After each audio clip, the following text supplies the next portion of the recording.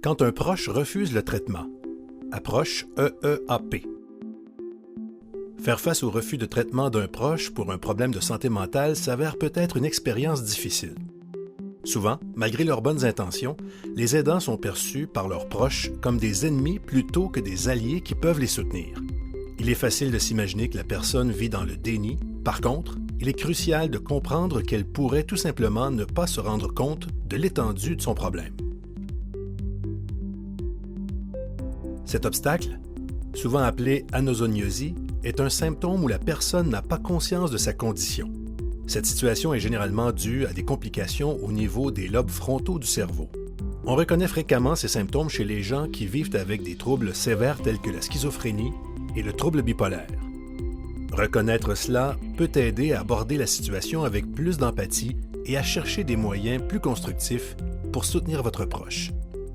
Les aidants peuvent jouer un rôle clé en adoptant des techniques spécifiques de communication qui favorisent un sentiment de partenariat et d'amitié avec leurs proches qui ont un manque de perception de leur état. Le Dr Xavier Amador, psychologue clinicien et auteur de Comment faire accepter son traitement aux malades, a créé la méthode EEAP et a publié des recherches à ce sujet après avoir aidé avec succès son frère à accepter son traitement. Il avait l'anosognosie comme symptôme de sa schizophrénie. Cette approche vise à établir un lien de confiance et à réduire les résistances afin d'aider l'être cher à trouver sa propre motivation pour accepter le traitement.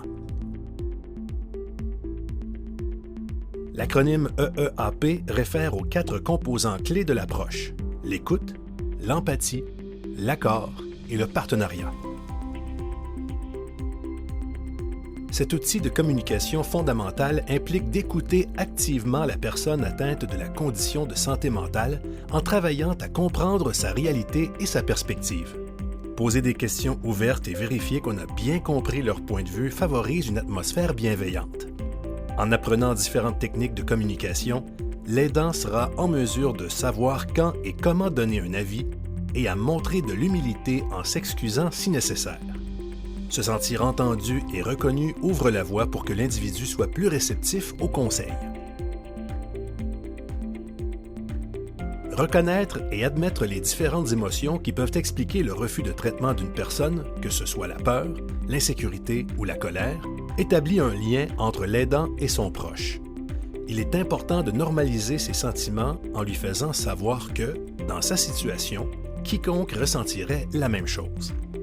En comprenant les sentiments que ressent son proche, l'aidant peut aborder ses préoccupations de manière plus efficace, en favorisant l'ouverture aux discussions sur son état.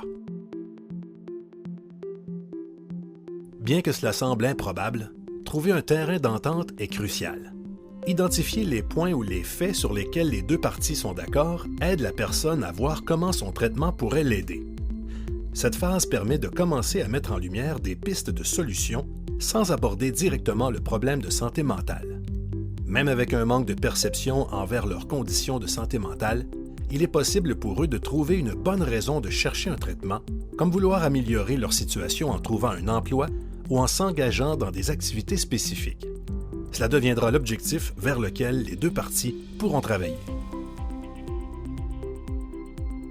Cela implique d'établir un partenariat où il y a une collaboration centrée autour de l'objectif partagé. En utilisant les points où les deux parties sont d'accord, l'aidant et le proche peuvent travailler ensemble pour explorer des solutions qui contribueront à des changements positifs pour la santé mentale du proche. Alors que les personnes vivant avec des conditions de santé mentale sévères peuvent percevoir la vie différemment, l'approche EEAP souligne l'importance de respecter et de reconnaître leur réalité. Au lieu de s'engager dans des débats, dans l'éducation ou des désaccords, cette méthode privilégie la création de liens émotionnels. Elle reconnaît et valide les émotions tout en montrant de l'empathie et du soutien sans forcer un plan d'action précis. L'approche facilite un dialogue qui encourage la résolution de problèmes et la collaboration, renforçant les relations sur le chemin vers leur établissement.